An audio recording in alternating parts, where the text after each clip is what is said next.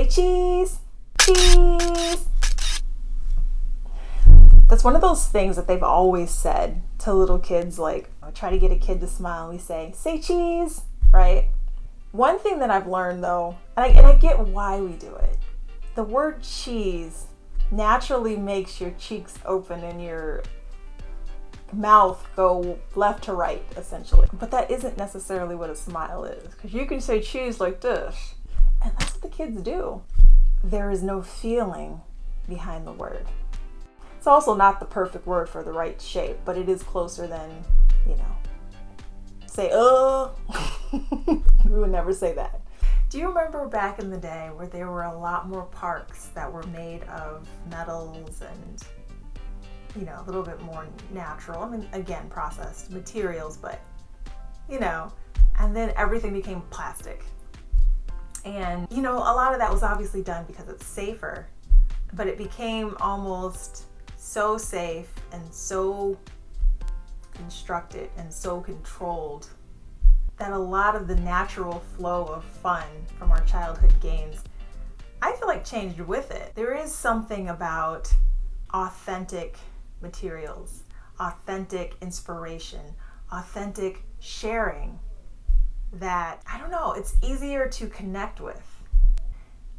But on the other side, it's scarier to share from. Just like those parks with the metal slides and everything were a lot more dangerous. There's an element of fear in the authentic.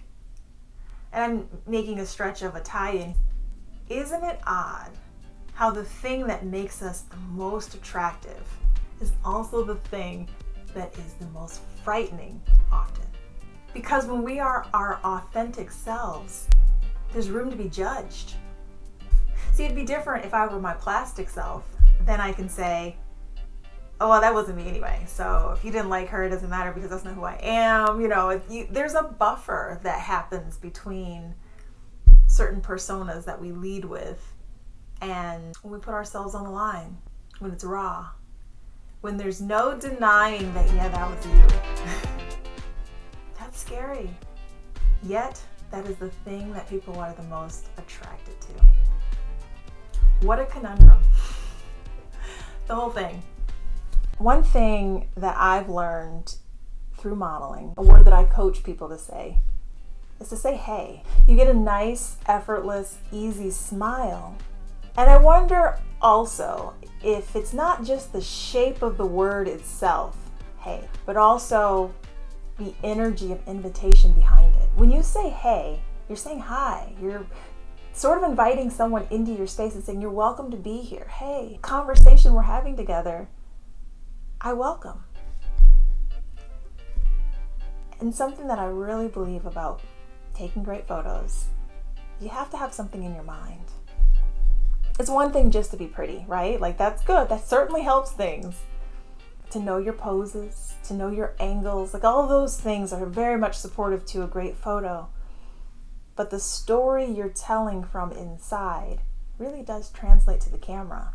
Have you ever had your photo taken on a day that you felt really bad about yourself?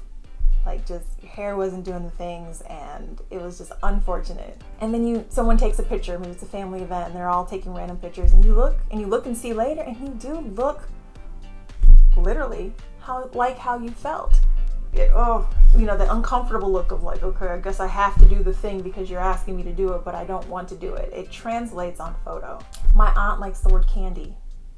And again, I wonder if candy as a child is something we've all associated with joy and fun, and you know what I mean? Like, if we associate it with like straight cavities, like truly from the beginning, I wonder if candy would show up well on camera. It is the right shape, but I wonder. So say something that makes you happy. If you love cheese, maybe cheese will work.